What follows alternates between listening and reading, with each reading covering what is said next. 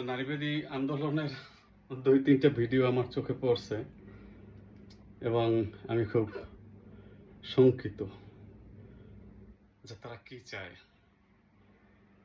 যদি হাতে সময় থাকে সম্ভব হয় পবিত্র কোরআনের একটি সূরা, সূরা আন-নিসা। নিসা আরবি শব্দ, এর বাংলা অর্থ নারী। নারীদের অধিকার নিয়ে পবিত্র কোরআনে আল্লাহ তাআলা নারীদের কি মর্যাদা দিয়েছেন এবং এই যে নারীবাদীরা তারা নারীদের কি মর্যাদা চাইতেছে নাকি নারীদেরকে রাস্তায় নামানোর পায়তারা করতেছে, এটা আপনারা সহজেই বুঝতে পারবেন।